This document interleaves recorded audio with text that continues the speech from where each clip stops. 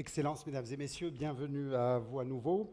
Alors, très heureux de voir cette salle pleine et je voulais simplement vous informer que ces conférences sont diffusées en streaming également et donc seront accessibles sur Internet. Si vous avez des amis qui n'ont pas pu assister, vous pouvez leur envoyer un message en leur disant qu'ils peuvent suivre ces conférences en direct.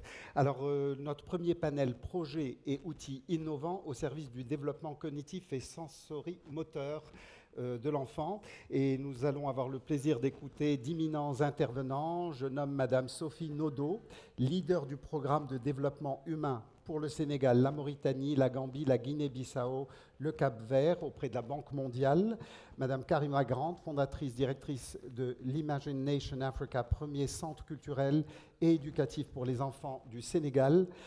Madame Chemba Ragaban, qui est spécialiste du développement de la petite enfance auprès de l'UNICEF et basé à New York, et M. Aziz Keishour, qui est directeur général de la Fondation marocaine pour la promotion du préscolaire et qui est un des partenaires privilégiés de l'INDH. Je ne sais pas si on peut parler de partenaire privilégié, mais un partenaire de choix tout de même pour l'INDH.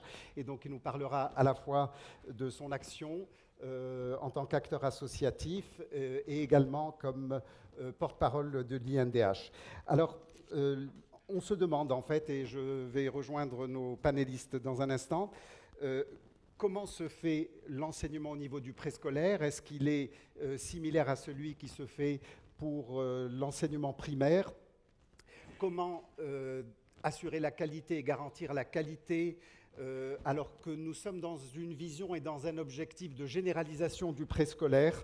Et enfin, comment se fait la stimulation précoce et quel est le rôle à la fois de la communauté, mais des parents par rapport à cet éveil?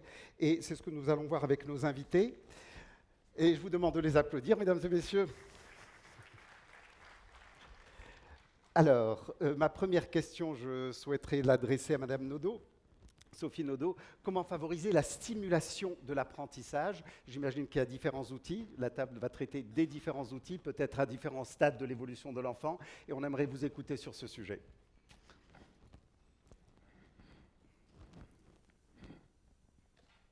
Merci, monsieur le... Oui, un micro, ce serait bien. Merci, monsieur le modérateur. Bonjour à tous et à toutes.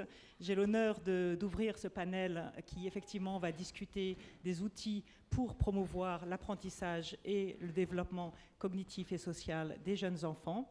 Nous avons vu dans la présentation précédente avec la keynote speaker l'importance du pourquoi investir dans la petite enfance, l'urgence aussi d'investir pour que nous ayons beaucoup plus du deuxième type d'ANA que du premier type d'ANA. Et cette slide, cette diapo que vous voyez aujourd'hui, vous donne quelques statistiques assez parlantes au niveau global. Vous voyez que, je ne vais pas lire les données, mais vous pouvez voir directement que l'ampleur des besoins dans le monde, là on parle du monde, pas seulement du Maroc bien sûr, l'ampleur des besoins dans le monde demeure énorme. Alors, le pourquoi, on l'a bien compris. Le comment, c'est parfois un peu plus difficile.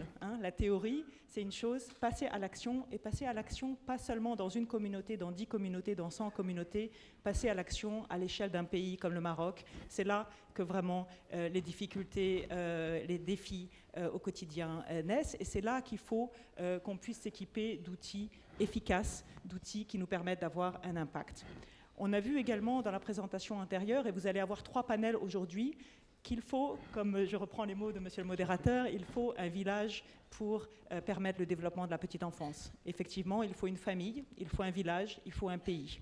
Alors ce panel ici, nous allons nous focaliser sur la partie du milieu, qui est vraiment la partie éveil précoce, apprentissage précoce.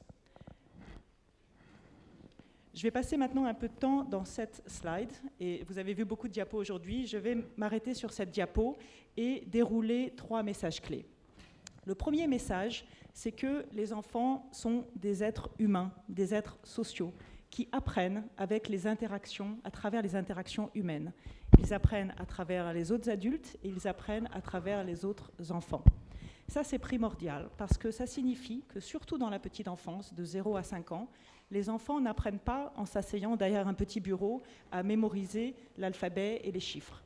Les enfants apprennent en interagissant, en jouant, en expérimentant, en faisant des erreurs, en étant guidés par des adultes, en partageant avec des enfants. C'est comme ça que les enfants, surtout entre l'âge de 0 et 5 ans, et même après, mais surtout pendant cette période critique, apprennent le mieux. Donc ce message clé que je souhaiterais que vous reteniez, ça a des implications importantes pour vos systèmes. Qu'est-ce que ça veut dire en pratique? Ça veut dire que votre meilleur investissement, votre investissement le plus important, il va être dans l'éducateur, l'éducatrice qui est dans la salle de classe avec ses enfants. Parce que c'est à travers cette personne et la dynamique qu'il ou elle va créer dans la classe que les enfants vont pouvoir effectivement jouer, qui est leur meilleure façon d'apprendre, ou, à contrario, qu'ils vont s'asseoir tranquillement derrière une table sans vraiment apprendre grand-chose. Donc vos éducateurs, vos éducatrices, bien formés, compétents, soutenus, c'est vraiment la pierre angulaire de votre système de qualité. Certes, il vous faut des bâtiments qui soient corrects, il vous faut des bâtiments qui soient accueillants, où les enfants aient envie de passer plusieurs heures par jour, avec des couleurs gaies, avec des éléments à leur portée, des meubles à leur portée. Il faut aussi que ça soit sécurisant. Il faut que les normes de sécurité soient minimales, surtout pour les plus petits enfants qui peuvent quand même être exposés à un certain nombre de difficultés et de hasards. Mais la ressource fondamentale que vous avez dans vos mains, c'est l'éducateur et l'éducatrice. Ça, c'est le premier message. Les enfants apprennent par le jeu, ils apprennent avec les êtres humains, avec les adultes et aussi entre les enfants. Notre collègue de tout à l'heure l'a mentionné, entre les enfants, c'est là que se développent les compétences qui finalement sont recherchées par le secteur privé et le secteur public quand ils seront employés demain. Travailler en équipe, partager, savoir régler les conflits de façon positive.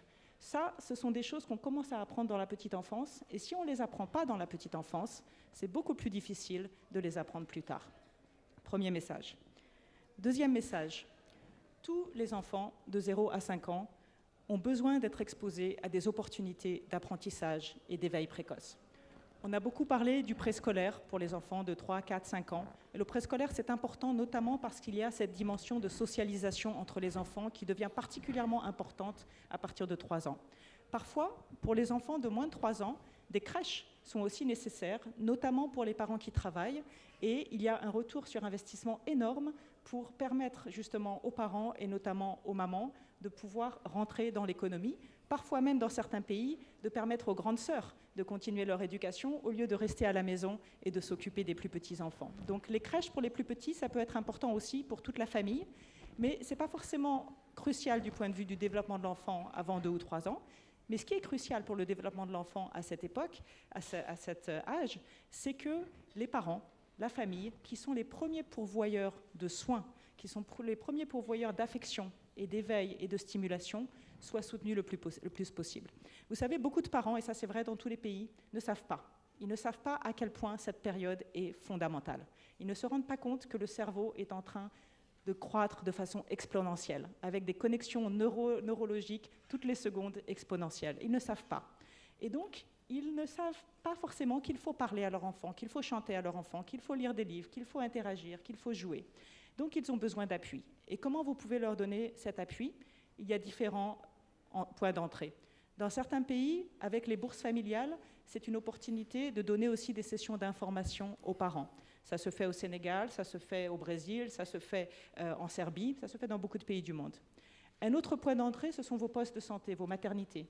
Dès que la maman accouche, c'est une opportunité non seulement de renforcer l'importance de l'allaitement, mais aussi de parler avec la maman, et je souligne avec le papa, et la famille dans son ensemble, de l'importance d'interagir avec l'enfant dans les premières années de la vie.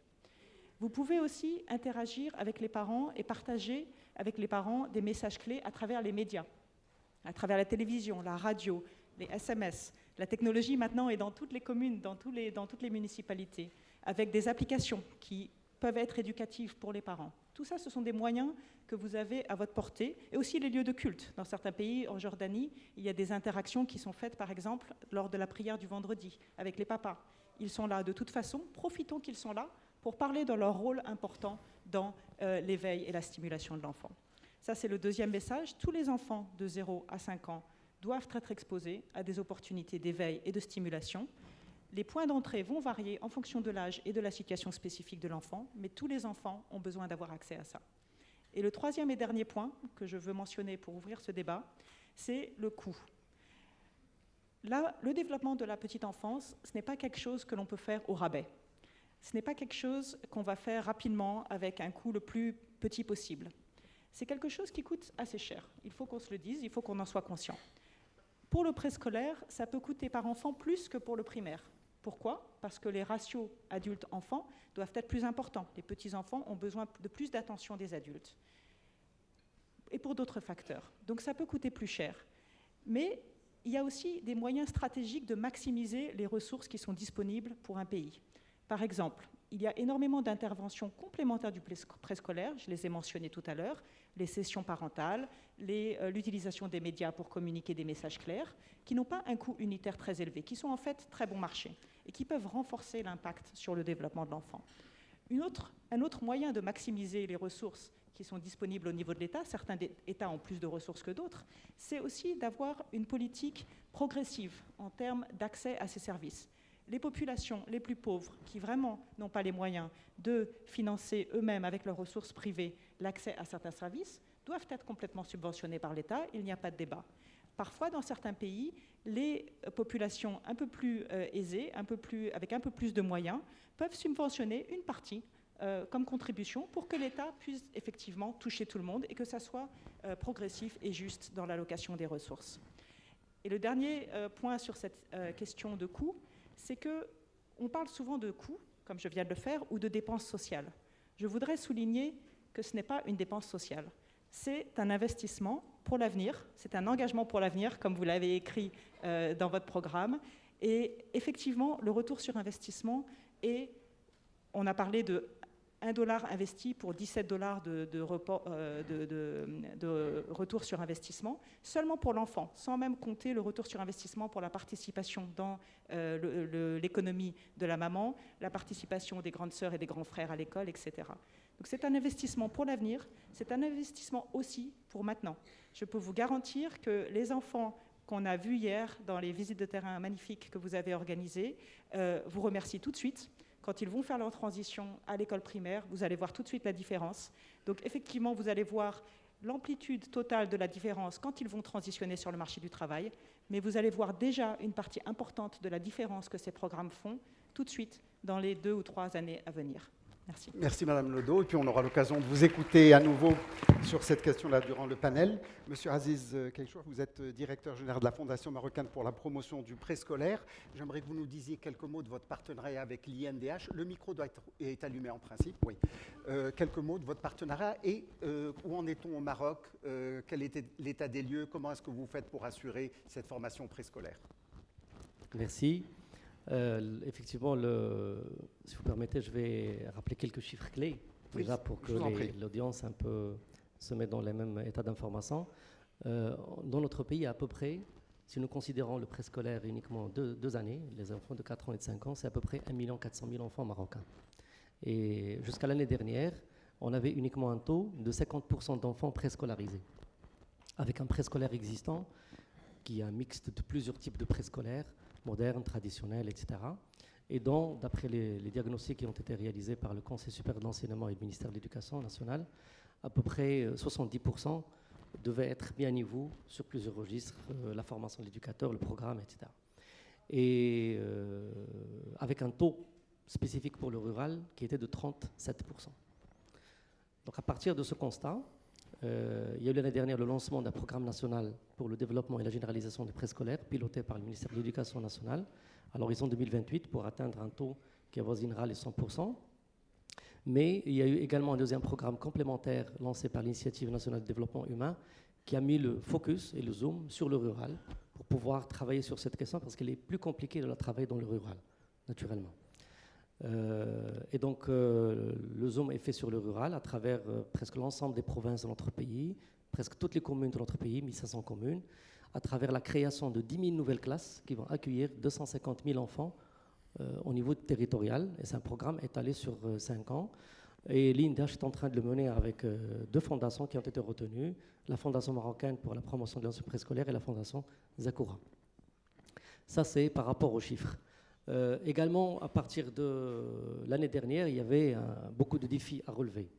Et nous avons commencé à travailler sur ces défis qui sont liés principalement à la nature du profil de l'éducateur que nous allons avoir dans la classe avec les enfants. Également, nous avons la contrainte de la dispersion géographique, parce que si nous parlons du rural, c'est un rural qui est réparti, qui n'est pas le même entre la montagne et entre la plaine, entre le nord, le sud, le milieu, etc.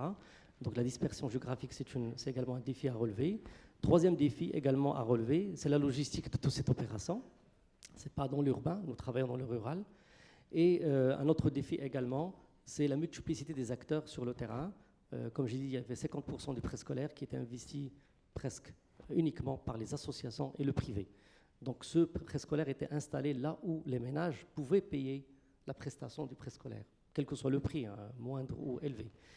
Alors que le choix qui a été fait dans le cadre de l'INDH, c'est que le préscolaire qui sera créé il sera accessible sur l'axe économique par rapport à tous les parents et à tous les enfants. C'est gratuit par rapport aux bénéficiaires de ce préscolaire.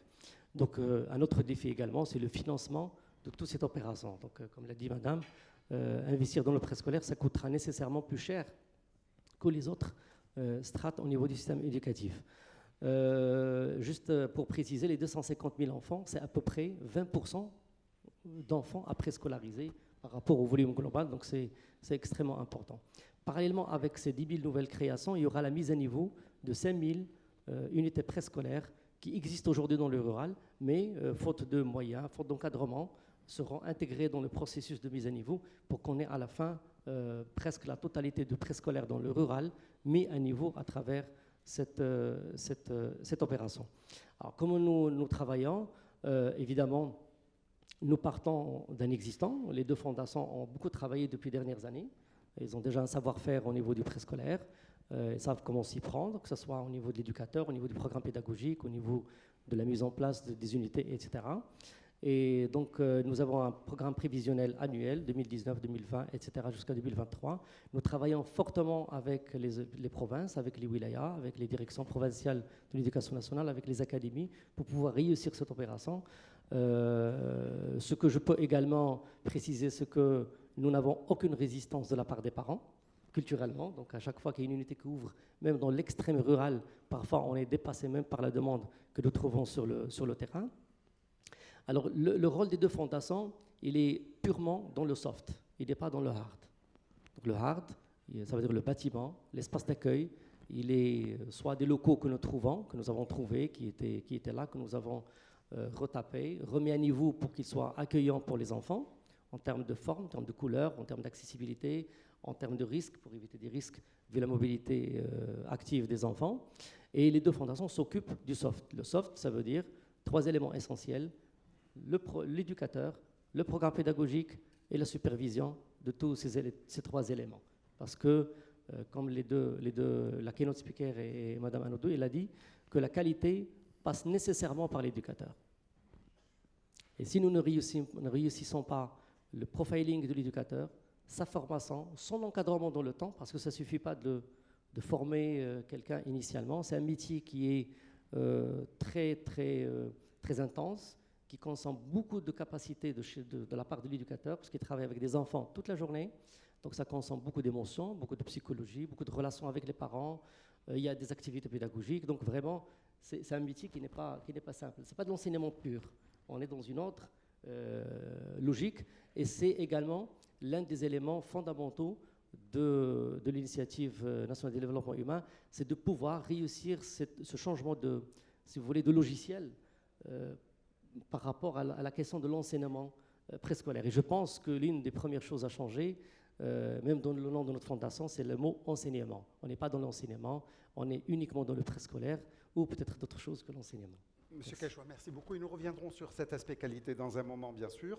Alors, comme vous avez pu le remarquer, nous avons des représentants des organismes internationaux, Banque mondiale, UNICEF, qui ne participent pas uniquement au niveau financier. Mais il y a un savoir-faire, il y a une expertise qui est offerte et le financement ne fait qu'accompagner toute cette réflexion.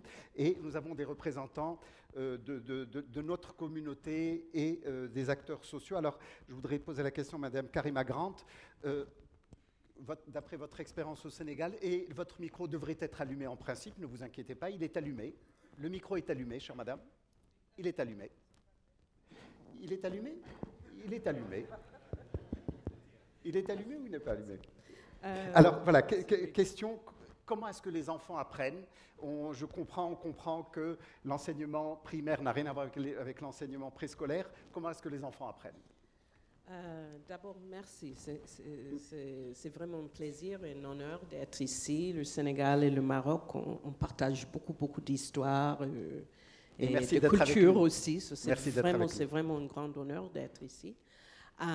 Et puis aussi, c'est un plaisir d'être ici, de parler après vous deux en particulier. Hier, on avait vraiment le plaisir d'aller visiter justement les installations préscolaires. Et aussi ce que je pense qu'Angélique a aussi présenté, a vraiment préparé le terrain. Parce que souvent, quand on parle de comment les enfants apprennent, il faut d'abord changer un peu la perspective. On a tous cette perspective de l'enfant qui apprend un peu dans la situation classique, vraiment dans une situation d'une classe, une salle de classe. Alors que ce qu'on a compris aujourd'hui, ce qu'on sait, ce que les études nous montrent, c'est que carrément les enfants sont des machines d'apprentissage. Quand on comprend que le cerveau est en train d'apprendre à des milliers de connexions par seconde, on sait qu'actuellement, l'enfant est toujours dans une situation d'apprentissage. Et maintenant, c'est les décisions des adultes qui les entourent, de l'environnement qui entoure de l'enfant, de qu'est-ce que l'enfant est en train d'apprendre. Qu'est-ce que l'enfant est en train d'apprendre? Est-ce que ce sont des situations positives? Est-ce que ce sont des situations qui permettent à l'enfant d'être autonome, de développer ses capacités cognitives, ou est-ce que c'est quelque chose qui va être une situation de stress toxique comme on a vu avec la situation d'Anna et autres? Pour nous, à Imagination Africa, on a vite compris que ce qu'on appelle le jeu, c'est la meilleure façon de comment les enfants peuvent apprendre. Pourquoi? Je pense que, Sophie, vous avez vraiment commencé à parler. Hier, on a vu ça avec les enfants. C'est parce que le jeu, pour les enfants, c'est tout sauf le jeu. Pour les enfants, le jeu, c'est leur façon d'expérimenter dans une façon très scientifique. Ils ont une hypothèse dans leur test, puis après, ils vont les tester. Et ce test va se faire à travers leurs mains, langage, goûter s'ils sont tout petits, marcher. Il y a plusieurs façons de tester leurs idées dans leur test. Et le plus que les adultes qui les entourent les encouragent dans cette exploration, dans cette expérimentation, le plus qu'on voit que ces enfants deviennent plus en plus forts et ils deviennent plus en plus curieux. Et c'est pour ça que pour nous, on trouve que le jeu, c'est la meilleure façon d'utiliser ça. Pour nous, en fait, on trouve que le jeu, c'est tout sauf un jeu. On trouve que c'est une appellation qui est vraiment assez mauvaise parce que c'est une appellation que, pour nous, permettre, je pense que pour beaucoup de nous dans nos sociétés, on a la tendance de dire aux enfants, OK, on joue tout à l'heure, maintenant c'est le temps de travailler. Et ce que ça fait, c'est tout de suite, ça commence à amener une division entre qui l'enfant est et qui l'adulte cherche que l'enfant devienne. Et je pense que ça, c'est vraiment les stress toxiques qu'on crée dans beaucoup des écoles, dans beaucoup de préscolaires. Je pense que ça aussi, ça fait la particularité de la préscolaire, c'est que c'est un environnement que normalement tous les adultes qui entourent, les tout petits, sachent que leur façon de faire, ce n'est pas une façon où ils peuvent le faire ça s'ils sont assis. S'ils sont assis sur un tapis, s'ils sont assis sur une chaise, mais c'est une façon où l'enfant doit être en interaction avec leur environnement. C'est pour ça qu'on fait beaucoup. Vous avez parlé vraiment de l'enseignant et chez nous, on ne les appelle même pas des enseignants, on les appelle des facilitateurs parce qu'on veut que les adultes comprennent qu'actuellement, votre rôle, c'est de faciliter l'apprentissage de l'enfant. Ce n'est pas de l'enseigner quoi que ce soit. Parce que si vous êtes présent, si vous n'êtes pas présent, l'enfant va apprendre. La question maintenant, c'est qu'est-ce qu'il va apprendre? Et pour nous, dans des sociétés comme le Maroc, comme le Sénégal, je pense que ça, c'est la question décisive. C'est qu'est-ce que nos enfants sont en train d'apprendre? Merci, Madame Karima Grant. Et votre petit accent anglais est mignon comme tout. Alors, Madame Chamba, Raghavan. Alors, we're confronted to a challenge because we're talking about generalizing the early learning, but how can you make sure the quality is there? And how can you guarantee the quality? Okay, thank you very much. I want to take this opportunity with 10 seconds Please to do. say thank you, a huge big thank you to everyone here. The arrangements were fantastic. It was great to see the message this morning from His Majesty. It shows the political will and the commitment in the country to move things along. That's the first ingredient for advancing quality. So give yourselves a big hand, please. Congratulations. I want to bring us to Dr. Panguta's first slide about ECD when we talk about quality and how we can expand that. Multi-sectoral, multi-dimensional, and interconnected. So these were concepts that she put forth to tell us why early childhood development is important. I want to tell you how these now can be unpacked into quality. So it's not just about preschools, because early learning, as many of my speakers before have said, early learning begins way before preschool, right? I think that's one thing we all have to keep in mind. Several of the very distinguished speakers before me have talked about how it takes a village to raise a child. I think you'll hear that throughout the day from everyone. And who is that village? It's all of us in this room. So how do we then unpack what does it mean to have quality early learning that can be scaled up? So the magnitude of the challenge is not small.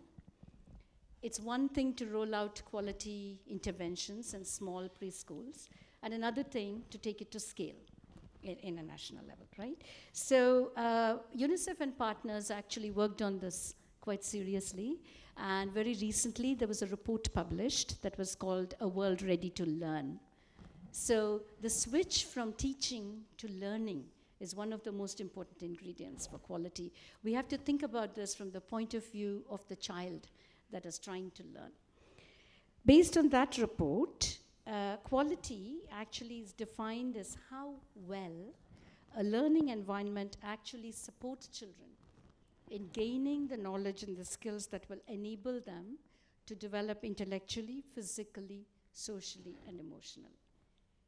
Dr. Panguta referred to the SDG agenda, the Sustainable Development Goals agenda. We have a target. Not only do we have a target, we have an indicator that actually measures how children are doing.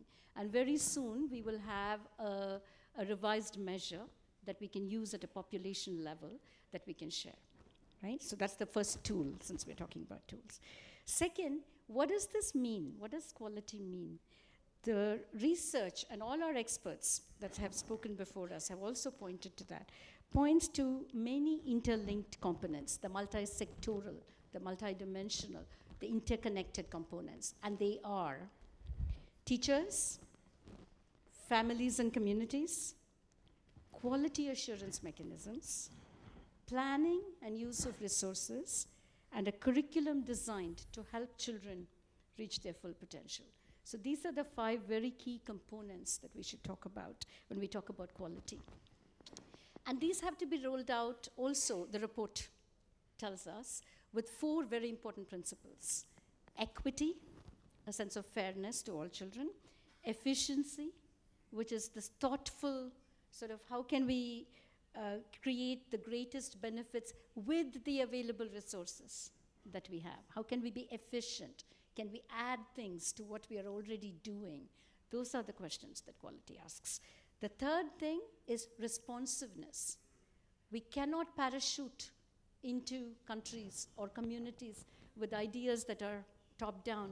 We have to work with the ground. We have to understand the cultural responsiveness, the gender responsiveness that we have to bring. And we have to bring social change as well in this process. And then coordination, the sticky issue in quality. How do we design pre-primary systems and services that take local context, cultures, etc. into account, but also developing a pre-primary subsector that actually responds to many of these needs. So there were a lot of analyses that we did. Nepal, for example, went from 12% access to pre-primary education in 2000 to 86% in 2017. So it's really impressive, huge reach in terms of access. But they had a lot of challenges with varying levels of quality. So they did a lot of analysis, and I want to share some of the learnings. One is that the education budget provided less than 3% to pre-primary education. So that was identified as an issue. In South Africa, there was an expansion to a grade R class, and there was very well-intentioned programs, but the analysis revealed that sometimes teachers in poorer districts did not actually receive the attention that they needed. So which means you will have 2 tiers of services that you're trying to give, and that's not very good, right? So we looked at all the countries, and because I knew the questions were going to come in this meeting, I have put together, and I'm sure there are more, but there are 5 key learnings that we have so far that can help with the scale-up. Some have already been discussed by the previous speakers in the session. The first is the planning and use of resources efficiently. So the budget allocation is really, really critical. We have to have costed action plans, and we have to walk the talk in scaling up. The second, which several of the speakers before have already mentioned, is teachers and care providers. There is an ideal global standard of 20 children to a caregiver, but we have to balance that with community needs and what is available. So we have to take somewhat of a realistic way of looking at it. In Tanzania, for example, paraprofessionals volunteers were first trained, and they were given continuous improvement and the coaching and the mentoring that Dr. Punguta referred to in her speech. So that was very critical in scaling up some of these programs. In Ghana, there was the Untrained Teachers Diploma in Basic Education Initiative, which basically accredited some of these teachers. They gave them the validation for the very important work that they're doing, provided them with the tools to engage with the community. So that's just adding to what my fellow speakers have already said. A child-centered curriculum is the third lesson, which I think everyone has referred to. Children's work is play. We are the ones that say work and play distinctly, right? So the play-based approach is really, really important. And we have many examples from many countries, like Serbia, that have invested in curriculum development that are very child-centered. That's very important. But I want to highlight 2 more, and then I will definitely stop. Because many of our speakers have mentioned all these other things in detail. But really that quality assurance piece is very, very important in scaling up programs. So that quality assurance, what does that mean? It means that there are standards and regulatory mechanisms for all preschools. Look, I come from a country where there are private preschool providers mushrooming in every corner. In India, for example, and I'm sure that that is true in many, many countries. So it is very important that there is a regulatory framework, that there are minimum acceptable standards, that children have uniform quality of experience. So that's a very important message. Audits, inspections, these are very important, that we have to continue doing the good work, continue holding caregivers accountable and ourselves accountable for all the development that children need. So, Vietnam, so there are countries that have done these things, and I want to show the example of Vietnam, where there was a quality assurance system and an external accreditation process for preschools. So just to show you, after they put in all the good systems to enhance monitoring and reporting, after 4 years, the preschool program showed improvements in 5 intermediate indicators, just in 4 years. So for example, the number of preschools accredited with quality level 1, which is basic minimum, reached 41% in 2016, and it was a 0 baseline in 2012. So that was quite a compelling piece of analysis that we got. Last but not least, the importance of families, communities, and the village, that is this room, for all of us to make that commitment to engage families and communities in the early learning process. which is facilitated by preschool, but actually begins much earlier, right? So early learning begins much earlier. So, preschools, in Montenegro, for example, there was an articulated campaign that sought family engagement, that sought preschool enrollment from communities. And, they were able to increase enrollment by 22%. Preschools themselves can be platforms for family engagement as well. We were on a field trip yesterday to the preschools, and we saw this very unique platform where parents, when they dropped their children off to learn, were themselves undergoing vocational skill training upstairs. So they were learning while their children were learning. Very good model, excellent. Now we can also think about how we can use this platform and strengthen going forward, enhancing their own parenting skills and capacities, building on what they already know, learning from them, because it has to be a bidirectional process, creating peer support groups within themselves, because it's a stressful process. I'm a parent. I know it's quite stressful sometimes. It's good to have that peer support mechanisms. So how can we facilitate those things? And that is when we have that multi-sectoral, interconnected way. A last point is, in platforms such as those, we should also start to think about professionalizing the ECD workforce to improve quality. So if there are volunteer parents, if there are caregivers that are interested in this field, and I'm talking fathers and mothers, it's not only about mothers, around the world, there is an increasing interest on the part of fathers to engage with their children. And we are hearing this repeatedly in many, many countries. So how can we bring them along? And for those who want to be trained preschool professionals, we can do that for quality improvement. Thank you very much. Thank you very much. Nous allons faire un autre petit tour rapide de façon à pouvoir vous donner la parole, et je vais demander à nos chères hôtesses d'être prêtes avec leurs micros et nos autres d'être prêts avec les micros. Alors, Monsieur Caïcho, on a parlé beaucoup de qualité, et il n'y a pas de qualité sans mesure. Alors, vous nous avez indiqué des chiffres importants, ambitieux. Comment est-ce que vous mesurez la qualité de votre travail et la réussite, non seulement en termes quantitatifs, mais également au niveau qualitatif? Bien, alors la mesure de la qualité est une question qui n'est pas facile. Mais il y a des outils qui nous permettent pas de la mesurer, mais en fait de la qualifier. Parce que la qualité, c'est un processus, ce n'est pas une action en elle-même, c'est un processus, et c'est également une complémentarité de plusieurs actions en parallèle. Mais le point de départ, c'est vraiment le contenu. Comme je disais tout à l'heure, donc le soft, donc l'éducateur est formé, est préparé, est outillé avec un certain nombre d'outils, de fiches, pour qu'il puisse réaliser son travail au meilleur possible.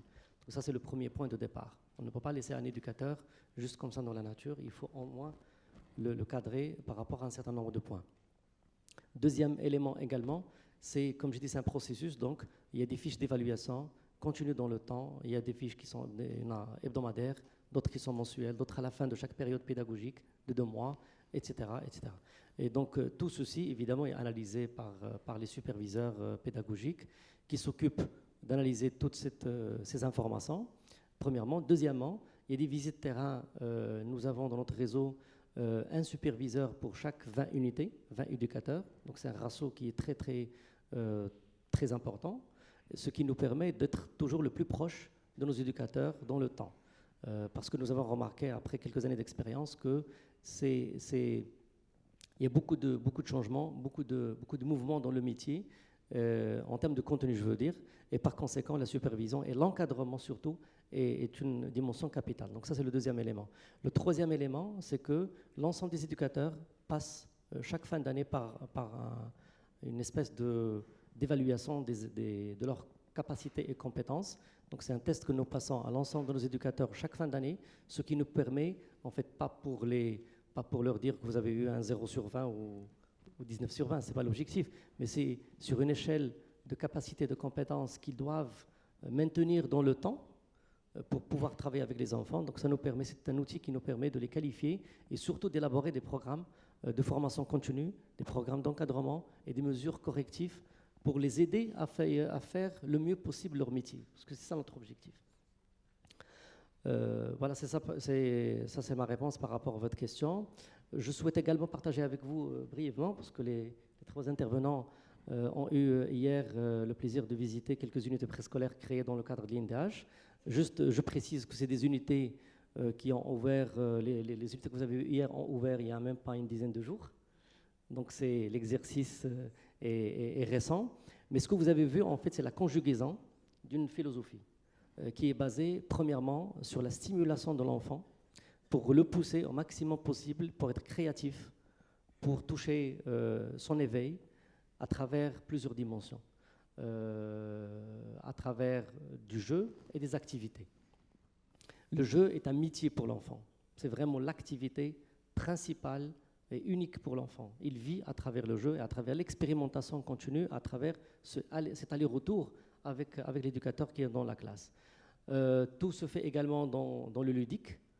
On n'est pas dans l'apprentissage. D'ailleurs, dans le préscolaire, il n'y a pas d'évaluation pour les enfants. En fait, il n'y a pas d'examen. On n'évalue pas les enfants sur une échelle d'examen pour avoir des notes, mais c'est des fiches d'évaluation progressives dans le temps. L'objectif de chaque éducateur, c'est de travailler d'une manière individuelle presque avec chaque enfant dans sa classe pour pouvoir le pousser à s'améliorer au maximum possible de soi-même. C'est ça un peu l'exercice difficile de l'éducateur, parce qu'on n'est pas dans l'apprentissage pour que l'ensemble des élèves à la fin d'année aient 20 sur 20 en arabe ou en français ou dans les maths. On est dans une autre vraiment logique. Alors le jeu, c'est comme vous avez en face dans la slide, c'est plusieurs éléments en même temps. C'est des jeux interactifs basés sur des symboles, des jeux de construction, des jeux de société, des jeux éducatifs. Mais l'idée de fond à travers, si vous voulez, cette colonne vertébrale, c'est une logique de projet. Les enfants ont tendance d'une manière native à travailler dans une logique de projet, parce qu'ils comprennent très vite que pour atteindre un objectif, c'est un processus. Parce que d'une manière précoce dans leur vie, ils ont appris à marcher chaque instant. Ce n'est pas un jour, une seconde, un enfant s'est réveillé à l'âge de 4 ans ou de 3 ans en train de marcher. Non, c'est un processus. Et ça, c'est l'apprentissage précoce dans l'état d'esprit de l'enfant. Donc le fait que nous travaillons avec eux dans le préscolaire sur cette logique de projet, nous gagnons plusieurs points en même temps. Un, c'est le travail collectif. Les enfants jouent avec d'autres enfants. Deuxièmement, il y a des règles dans le jeu. Donc ils apprennent la logique des règles pour vivre ensemble dans le temps, par la suite dans la société. Mais également, ils apprennent qu'il faut faire un effort pour atteindre les résultats. Et c'est un effort collaboratif, commun, collectif. Donc ça, c'est un point fondamental dans la vision pédagogique que nous appliquons avec les enfants. Une autre dimension également, c'est l'apport des parents. Les parents sont associés dans l'ensemble des unités que nous créons parce que, comme l'ont dit les intervenants, mais également les études, ont démontré que les parents qui sont engagés avec leurs enfants, même s'ils ne vont pas faire beaucoup de choses avec eux, mais c'est psychologique. Lorsque les enfants comprennent que les parents sont là, soit ils participent à des activités, soit à travers des visites, soit à travers des séances, soit parfois on invite un parent juste pour discuter avec lui le cas de son enfant, etc.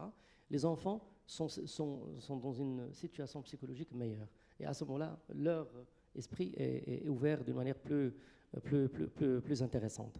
Alors les parents également, je vais juste vous dire une expérience que nous avons menée les 2 dernières années. Nous avons organisé dans l'ensemble de notre réseau des activités de psychomotricité entre les parents et les enfants. Et nous avons eu des témoignages de parents, c'est des enfants de 4 ans, 5 ans, dans l'urbain et dans le rural. Nous avons des témoignages de parents qui nous ont dit que c'est la première fois que je joue avec mon enfant. Parce que la plupart des parents ont tendance à dire aux enfants « va jouer ». Voilà.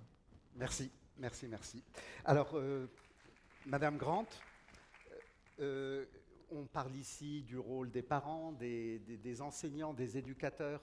Comment vous voyez le rôle de chacun? Comment est-ce que l'éducateur ne va pas empiéter sur le rôle des parents et que les parents prennent pleinement en charge leurs responsabilités? Voilà. Comment est-ce qu'on peut répartir les rôles entre les uns et les autres? Je pense que d'abord, il faut que l'éducateur aussi comprenne que le premier enseignant, si vous voulez utiliser ce terme, c'est le parent. Actuellement, dès la naissance, même au ventre, on sait que les enfants cherchent justement leurs parents. Ça c'est la première interaction. Sur la qualité de cette interaction, comment nous-mêmes, comme toute une communauté, Vous avez parlé, ce matin, on a entendu cette proverbe de ça prend tout un village. Mais en fait, ça prend tout un système qui peut renforcer cette idée que le parent doit être le meilleur enseignant présent pour les parents. Ça demande quoi? Je pense que Sophie, vous avez parlé de l'utilisation des médias. Nous, à Imagination Africa, on crée 2 petites vidéos, 2 minutes, dans les langues locales, en français, pour passer ça sur les réseaux sociaux, que les parents peuvent comprendre exactement comment on stimule un enfant. Qu'est-ce que ça fait quand on joue? Tous les chants traditionnels, par exemple, que nos grands-mères ont chanté avec nous, tout ça, il y avait une raison, il y avait un impact sur tout ça, sur le développement de l'enfant. Comment on peut susciter cet intérêt, quelles étaient nos traditions pour stimuler les enfants? Deuxièmement, je pense que aussi maintenant c'est important que l'enseignant trouve une façon de valider le parent au sein de la classe. Encore chez nous, avec nos programmes, une des choses qu'on cherche à faire, c'est de voir, souvent les enfants vont venir, ils vont rentrer en classe, ils vont parler de ce que leurs parents ont fait, ce qu'ils ont vu pendant le week-end. Comment on peut mener justement un projet, une enquête basée justement sur ce que l'enfant a vécu avec leurs enfants, avec leurs parents. C'est très important que la relation, que les deux ne se voient pas comme concurrents. Souvent, on a la tendance, parce que souvent, si les enseignants sont bien formés, sont diplômés et autres, souvent, ils vont regarder surtout des parents qui ne sont pas éduqués dans un sens formel, avec une idée de est-ce qu'ils sont compétents pour être des parents. Et on sait que dès que cette idée rentre, déjà, on est en train de vraiment dommager le monde de le tout petit. C'est très, très important qu'on implique les parents. Comment on peut impliquer le travail, le métier, comment on peut valider ce que les parents font au sein de carrément les salles de classe. Ça, c'est une autre façon. Mais nous aussi, à Imagination Africa, quand on prend l'idée un peu plus grande, nous avons fait une étude à Dakar au début de l'année où on a demandé aux parents justement qu'est-ce qu'ils avaient besoin pour être de meilleurs parents. Et ils ont parlé des espaces publics. À Dakar, on a un souci avec des espaces publics, des espaces qui permettaient justement aux enfants pour jouer.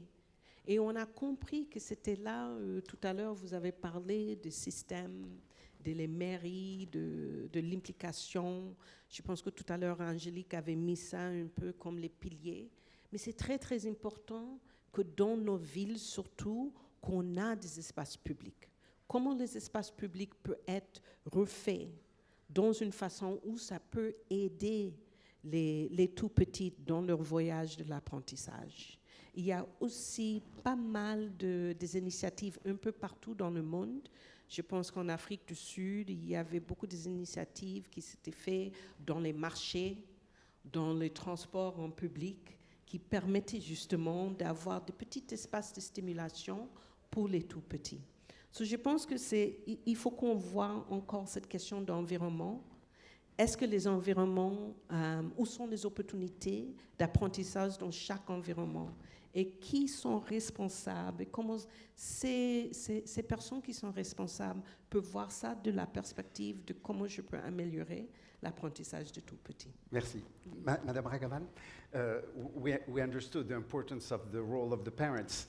How can the community encourage, stimulate the role of the parents in such a situation? And briefly, so that we can give rapidly the questions to the floor, to the audience. Thank you. Today we have learned about the nurturing care framework, which talks about early learning, health, nutrition, protection, and responsive care. So that responsive care piece is really critical, and it underpins a lot of the other things that we do. When combined with something that we are already doing, with ongoing interventions in platforms that already exist, these activities for stimulation and responsive care and supporting parents have been shown to have very good impact on children's developmental outcomes. So it's really critical that we do that. From UNICEF's side, we have been working with partners on two very important tools to do this. One is called Care for Child Development, and the other is called Caring for the Caregiver. So there are two packages. And Care for Child Development is a tool that has very concrete activities, cards, checklists, etc., that can be integrated, for example, with training that is already ongoing with health workers, frontline workers that are working with children and families and parents. So it's a tool that has been validated in about 23 countries already, and we have data that show that children are showing good developmental outcomes. But very importantly, the workforce that's working on it and parents themselves are saying it's really helpful and it is fun. The second piece of information that we got from experts is that the status of the parent is equally important, that communities have to work also with the caregivers. We have to understand that the caregiver also needs care. So it's not only the children, but we have to care for the caregiver as well. So in response to this evidence, we've also started developing an approach, a package, to work with caregivers and how can we reduce stress and promote well-being in these parents. There was a reference made, for example, to grandparents this morning in the keynote address. They are one population that if they are going to be a significant part of children's lives as they develop, then we should also be working with these caregivers to promote stimulation and responsive caregiving. I think Karima already talked about using spaces that are already available and how can we enhance those. That is definitely a second possible way. A third possible way is to look at how can we involve other family members to support the parents in doing that. A fourth way that we have talked about, yesterday I visited also the Daralomama Omuma, so I keep pronouncing it correctly. It was a very unique learning experience for me. I must say congratulations on the concept. It was very, very helpful for us to see that and the potential for integrated interventions. So the staff, for example, that are working in facilities like that, just adding on to what they already know in the form of information or training, that would be very, very helpful. I'll be very short since I've been asked to be. Thank you. Thank you very much. So my last question, and then we'll be giving the microphone to the audience. Madame Naudot, alors, on a vu comment on mesurait le système, la qualité à travers la mesure, c'est-à-dire on mesure la qualité du système, des procédés, des outils pédagogiques. Comment est-ce qu'on mesure l'évolution de l'enfant? Comment est-ce qu'on peut évaluer l'impact sur cet enfant qui a bénéficié de cet encadrement? Merci, monsieur. Donc, on a vu, j'ai eu l'honneur d'ouvrir le panel et je vais finir sur quelques conclusions qui sont, je pense, importantes. Nous avons beaucoup d'illustres décideurs politiques dans la salle. Nous avons dit que la petite enfance, c'est la fondation du capital humain. Nous avons dit que le capital humain, c'est critique pour le développement d'un pays dans la 4e révolution industrielle et l'économie de demain. Nous avons aussi dit que ça coûte cher, que ce n'est pas quelque chose qui peut se faire au rabais et que les retours sur investissement sont importants si, et le si est important, la qualité est bonne.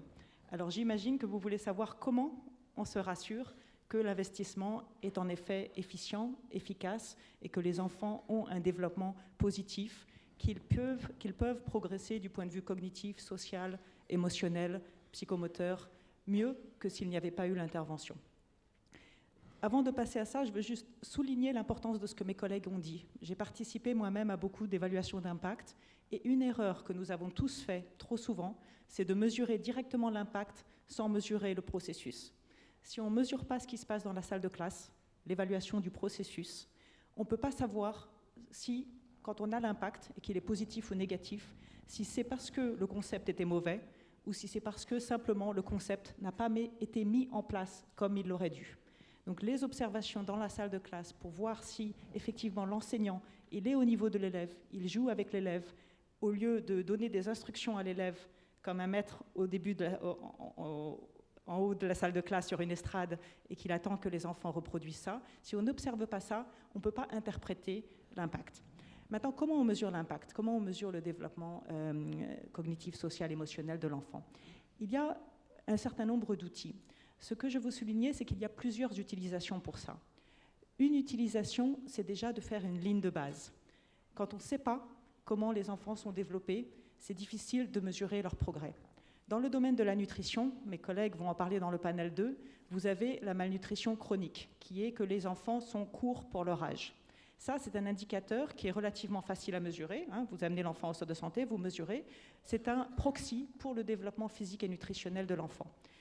Dans le développement cognitif et social, ce qui se passe dans le cerveau, dans le cœur, dans tout l'être humain, c'est plus difficile à mesurer, mais il faut le mesurer parce que ça vous donne une ligne de départ. Au Canada, en Australie et dans d'autres pays, ils ont fait un mapping du développement des enfants par zone régionale parce que ça leur permet de déployer les ressources publiques aux endroits où la ligne de départ est la plus faible, c'est-à-dire où les enfants, pour différentes raisons, que ce soit la pauvreté, le manque d'accès à des services, ont moins d'opportunités et ça se traduit par un développement cognitif et social moins développé. Donc, première utilisation, déployer les ressources là où elles sont vraiment nécessaires. Là où les enfants vont bien et ont tous les services déjà à travers leur famille et la communauté, peut-être l'État a besoin d'être moins impliqué pour compenser le déficit. Mais là où il y a un déficit, vraiment, les enfants ont besoin de vous, les enfants ont besoin de l'État. Deuxième utilisation, c'est une fois que vous avez cette ligne de base et que vous avez mis en place une intervention pendant quelques mois, 1 an, 2 ans, vous voulez savoir si ça a un effet. Donc là, c'est la deuxième utilisation de cet outil et vous allez le redéployer pour voir si oui ou non, la progression de votre groupe d'enfants qui a bénéficié de l'intervention est mieux et plus grande que ceux qui n'ont pas bénéficié de l'intervention. La troisième utilisation, et je vais revenir sur certaines considérations, la troisième utilisation, c'est plus au niveau individuel. Les deux autres, c'était au niveau du groupe des enfants. Maintenant, au niveau individuel, il peut y avoir des évaluations d'enfants qui sont faites pour accompagner leur progression, mais aussi pour permettre un dépistage précoce. Beaucoup des besoins spécifiques des enfants, que ce soit porter des lunettes, bien entendre, ou des difficultés d'apprentissage, peuvent être dépistés très tôt, et si elles sont dépistées tôt, dans la petite enfance, l'enfant peut avoir accès à des services qui lui permettent d'avoir une trajectoire comme les autres enfants. Donc ça, il y a toutes ces utilisations. Maintenant, il y a quand même quelques défis, et je veux les souligner parce que ce n'est pas une évaluation qui est très facile à faire. Le développement cognitif, plus ou moins, on parle de la même chose quand on est au Maroc, au Japon, aux États-Unis. On mesure ça à travers les formes. Est-ce que ce cercle est plus petit que cela? Est-ce que ça, c'est un triangle? Quelles sont les couleurs? 1, 2, 3. Bon, les langues varient, mais les concepts, finalement, se mesurent plus ou moins de la même façon d'une culture à l'autre. Le développement social, c'est tout autre chose. Qu'est-ce que ça veut dire pour un enfant de 3 ans d'être bien adapté, d'être socialement mûr pour son âge dans la société marocaine? Est-ce que c'est la même chose que la même question dans la société japonaise, dans la société sénégalaise, dans la société américaine? Non. Je pense que si on demande la question à l'audience, je pense que la réponse sera non. Alors qu'est-ce que ça veut dire? Ça veut dire que les outils d'évaluation de ces compétences sociales doivent être adaptés. Elles doivent être contextualisées, non seulement à la langue, bien sûr, et vous avez différentes langues dans votre pays, beaucoup de pays ont différentes langues dans leur pays, mais aussi de la conception des parents, des communautés, des États sur qu'est-ce que c'est que d'être bien développé du point de vue social. Ça, c'est fondamental.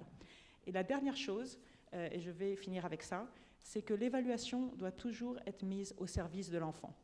Une évaluation qui est faite pour pénaliser les enfants, c'est une évaluation contre-productive. Et je ne vais pas citer de pays, mais ça s'est vu. Des pays où on a utilisé les résultats des évaluations de la petite enfance pour dire « Ah non, tel et tel, il n'est pas prêt à entrer en classe de primaire ». Ça, c'est vraiment un exemple négatif d'une utilisation perverse de l'évaluation des enfants. L'évaluation des enfants, que ce soit au niveau individuel ou au niveau collectif, elle doit toujours être faite pour améliorer les services, pour donner à l'enfant plus d'outils, plus de services pour pouvoir atteindre son potentiel et pour pouvoir contribuer à votre économie et à votre société de demain. Merci beaucoup. Merci à vous, chère madame.